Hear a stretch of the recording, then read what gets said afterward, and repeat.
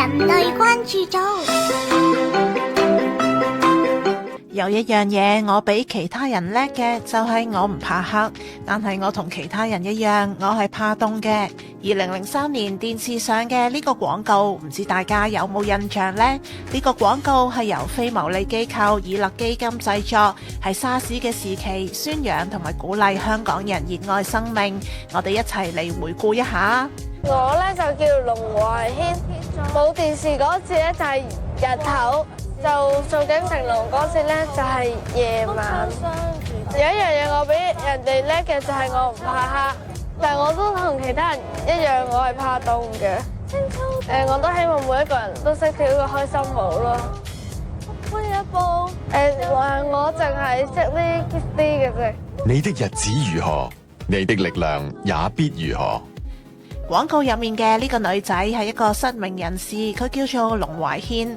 佢嘅開心舞令人印象深刻，而佢嘅人生故事亦都有好多嘅啟發性。點解佢當年會拍呢個廣告？佢長大之後近況又係點嘅呢？喺講佢嘅故事之前，各位聽眾記得先 like 呢條片，訂閱我個頻道，同埋撳埋個啷啷，支持人類關注組做更多嘅故事。龍懷軒英文名 Judith， 喺1993年於香港出世，佢對上有一個家姐。喺龍懷軒出世1個半月就被發現佢嘅視網膜上面有一個惡性嘅腫瘤，由於腫瘤有可能擴散影響腦部，所以到佢3個月大時就接受咗切除眼球嘅手術，自此佢成為咗一位失明人士。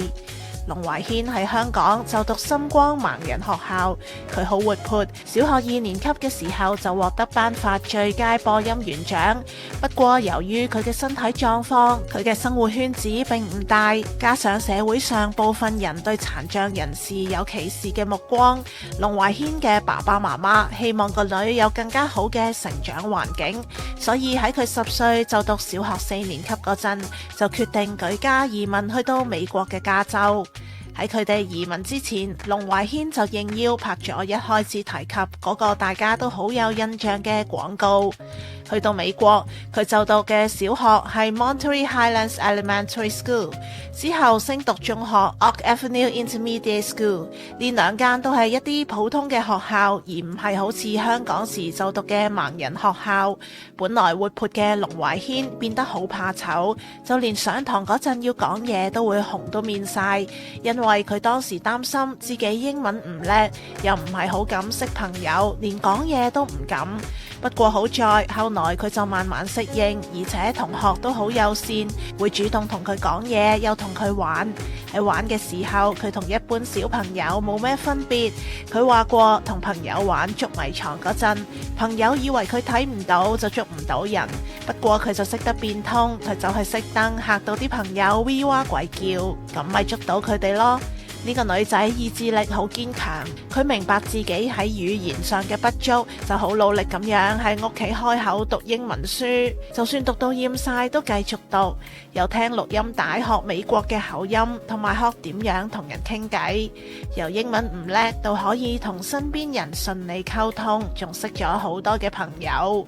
不過除咗英文，佢仲有另一啲困難，就係數學同埋化學科啦。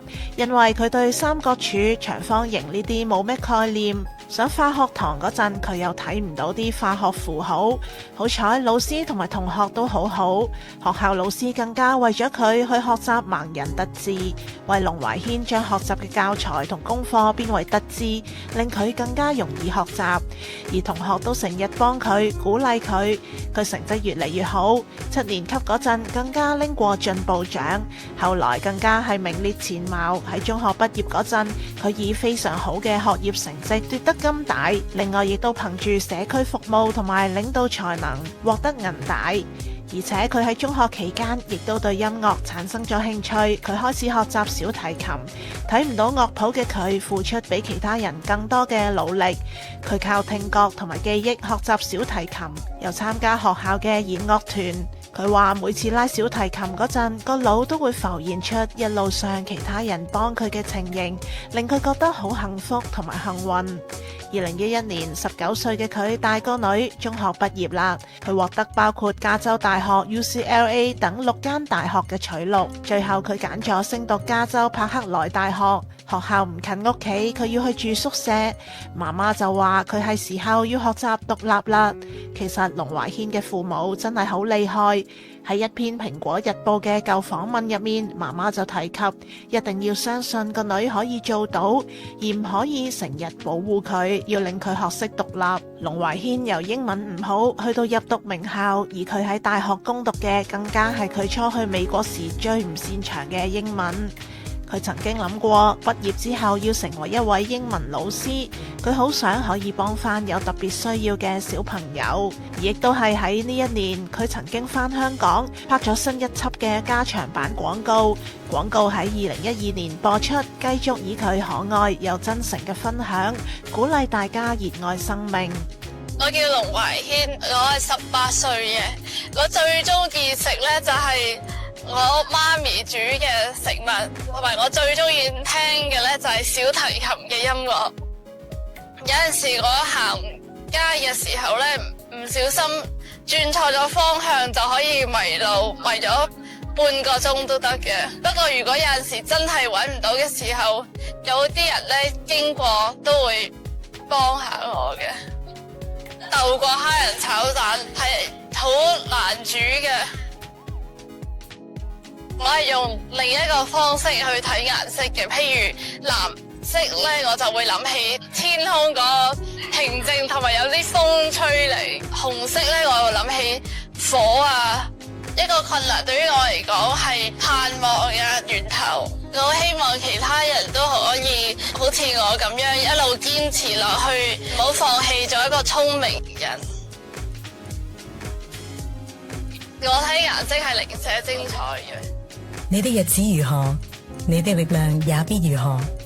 拍完廣告之後，佢返到美國繼續攻讀佢英文系嘅學位，而當時佢身邊有朋友開始學習寫電腦程式，佢了解過後覺得好有趣，就喺大學3年級嗰陣都選修咗一科電腦。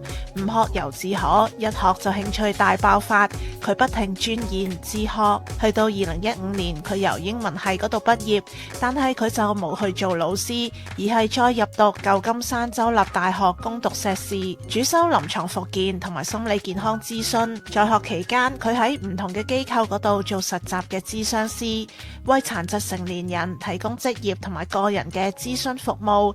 另外佢課餘嗰陣都不停學習寫電腦程式，佢特別關心唔同網站對殘疾人士嘅友善程度，亦都積極就住唔同網站，例如係 Google、Airbnb 嘅無障礙設計提出意見。佢指出唔同嘅殘障人士所需要嘅輔助設施都唔同。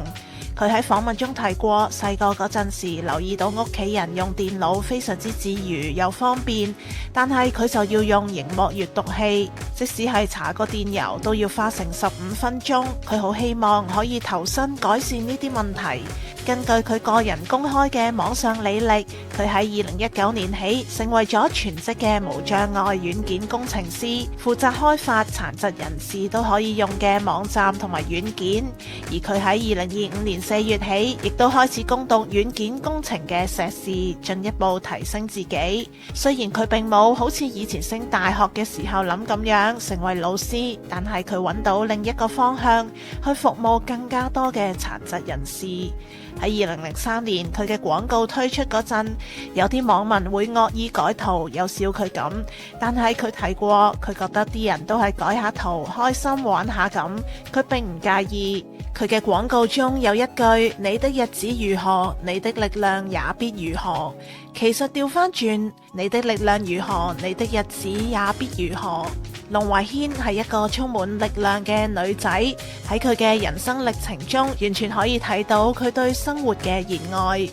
大家聽完龍懷軒嘅故事，唔知有咩啟發呢？你又有冇想聽嘅廣告人物嘅故事呢？歡迎留言分享。另外記得 like、subscribe 同埋撳埋個啷啷，分享俾所有中意聽人類故事嘅朋友。亦都可以考慮以 Super Fans 支持人類關注組做更多嘅故事。我哋下集再見。